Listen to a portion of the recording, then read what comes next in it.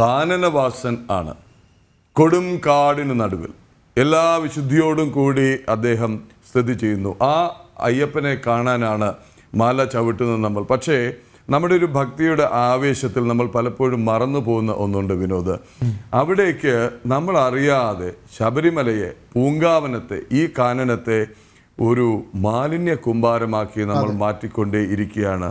ഭക്തി വേണം, അർപ്പണം വേണം, എല്ലാ ആചാരങ്ങളും പാലിക്കണം, വ്രതം നോറ്റ് പോകണം. പക്ഷേ നാം അവിടെ പോയി ഇറക്കി വെക്കേണ്ടത്, ഇരുമുടിക്കെട്ടിൽ നമ്മൾ നിറച്ചു കൊണ്ടുപോയി അവിടെ ഇറക്കി വെക്കേണ്ടത് നമ്മുടെ പാപം, നമ്മുടെ സങ്കടം, നമ്മുടെ വിഷമം, ഇതെല്ലാം അവിടെ സമർപ്പിച്ച് അവിടെ നിന്ന് അനുഗ്രഹം തേടി മോക്ഷം തേടുകയാണ് വേണ്ടത്.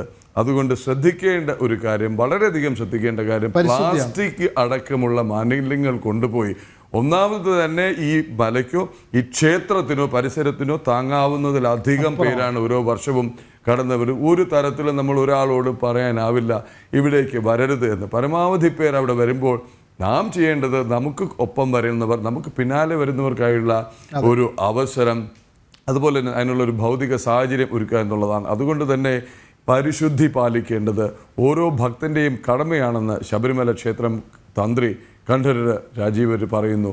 ഭക്തി പോലെ തന്നെ ശുദ്ധിക്കും വളരെയധികം പ്രാധാന്യമുണ്ട്.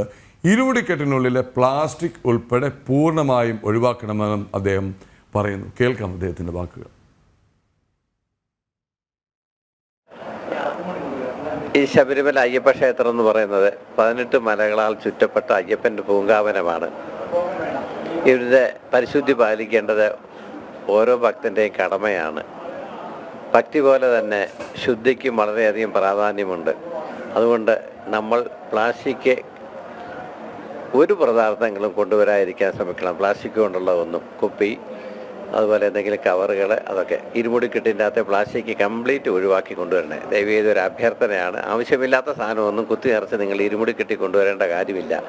നിങ്ങൾ കൊണ്ടുവരുന്ന പല സാധനങ്ങളും ഇവിടെ ഉപയോഗിക്കാതെ കളയുകയാണ് ചെയ്യുന്നത്, കത്തിച്ച് കളയുകയാണ്. അതായത് പരനീര്, ചന്ദനത്തിരി, കർപ്പൂരം എന്നൊക്കെ പറഞ്ഞ സാധനം എല്ലാം പ്ലാസ്റ്റിക് കവർ കൊണ്ട് ചുറ്റപ്പെട്ടതാണ്.